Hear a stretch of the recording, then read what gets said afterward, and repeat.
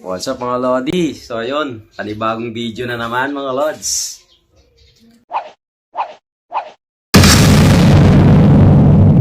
So ayan, for today's video, syempre meron na naman akong parcel.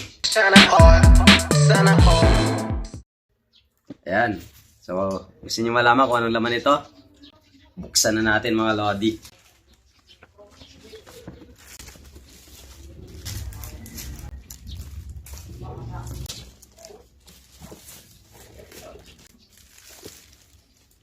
Yun o. Ayan na. Wow. Napakaangas mga Lodi. Tingnan natin yung loob. Nakabox naman siya, safe. Uy! Gusto niyo na malaman talaga? Papakita ko na ba? Sige na nga. Wow! Ayan mga Lods.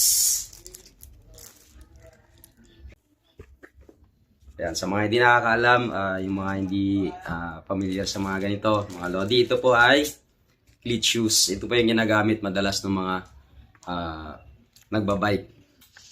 So ayun, maganda naman yung packaging niya, naka-box, saka ayun, may plastic din siya dito. At saka, gusto ko talaga yung kulay niya, color white. So sakto naman, kompleto. Yung nga lang mga Lodi, wala pa tayong bala. So kailangan natin bumili ng bala nito at saka ng clutch pedal para magamit natin to. Dahil kung wala yon, hindi natin magagamit yung mga Lodi. So all in all mga Lodi, good yung item. Mabilis na deliver. Halos isang araw lang, kalahati, na-deliver na agad. So yan, samahan nyo mga Lodi at bibili tayo ng clutch pedal. At magpa-practice na tayo syempre dahil hindi pa tayo marunong sa ganito. At yun ang next na gagawin natin. So abangan nyo mga Lodi .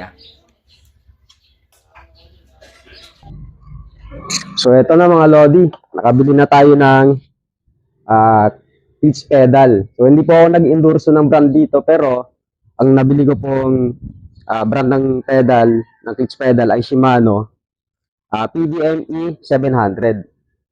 So ipapakita ko po sa inyo yung itsura ng ng ating pedal, no. So ayun mga Lodi, ito yung itsura ng clutch pedal na nabili natin. Medyo mas malapad siya kaysa doon sa madalas natin nakikita at saka doon sa pang road bike. Yun, kaya ang advantage daw ng clutch pedal na ganito, ay pwede mo siyang gamitin kahit naka-flat shoes ka, kahit naka-chanelas ka lang. Yan, kaya medyo mas malapad siya. Sa lock naman, magkabilaan siya. Ayan, so kaya kahit umiikot ka, hindi mo na siya kailangan kapain. Diretso salpak na lang dahil magkabilaan naman yung kanyang lock. So ayun, kung sa presyo naman, kung tatanungin niyo ako mga Lodi, medyo pricey yung ganyang klase ng clutch pedal. Pero branded siya at sabi sa mga review, mas tumatagal yung ganitong klaseng Shimano na clutch pedal. So ayun, check na natin yung ating nabiling clutch shoes. So ayun, yung ating namang nabiling clutch shoes ay hindi branded. So kaya ako naisip yun dahil ayoko muna bumili ng mas mahal kasi nag-uumpisa pa lang tayo. So baka masira lang sa atin. So mas advisable na ang bibili nating pang-umpisa ay yung mumurahin lang muna. Kaya yun, ang nabili kong clutch shoes ay hindi branded. So papakita ko na lang sa inyo yung itsura, no. So yun mga Lods, ito yung nabili nating clutch shoes, color white. Hindi siya branded, pero ang pangalan niya ay Tabulo.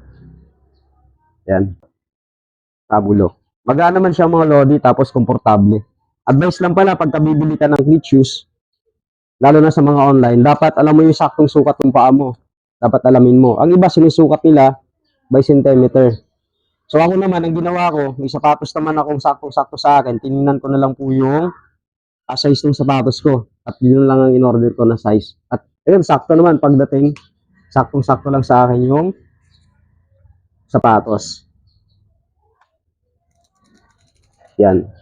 So ayan, quick release din siya mga Lodi. Yan.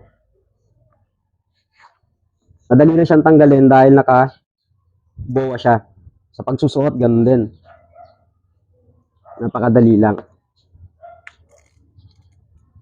So ayun, kapag first time mo palang gagamit ng clutch pedal, advice sa atin ng mga napagtanungan natin na dapat humanap muna tayo ng pader na papagsasandalan.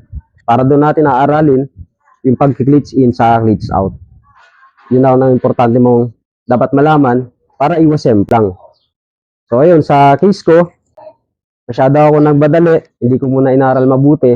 Ayun, nagasgas ang tuhod.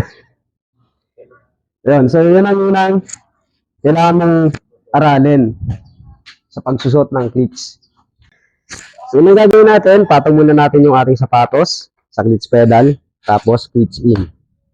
Pag narinig mo na yung tunog na yun, naka-cleats in ka na. Tapos, ang next na gagawin mo, cleats out naman.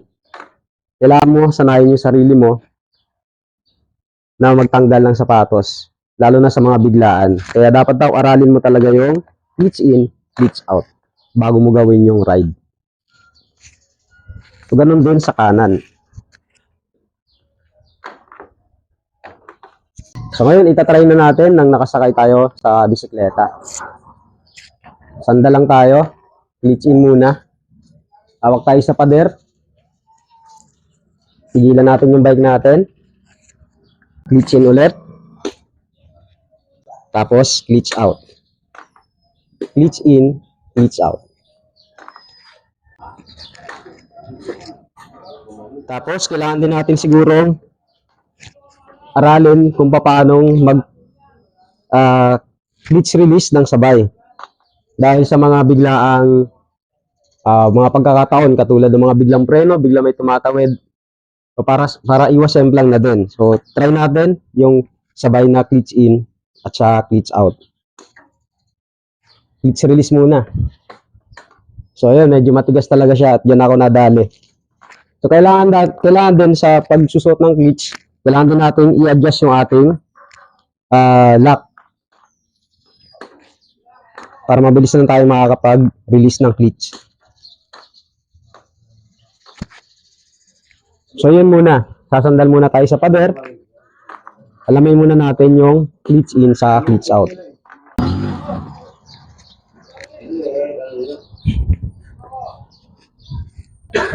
So yun, that's all for today's video mga Lodi. Huwag natin kakalimutan yung ating outfit check, helmet, syempre gloves, saka cycling shorts para sa safety natin mga Lodi, no? So, see you sa mga ride.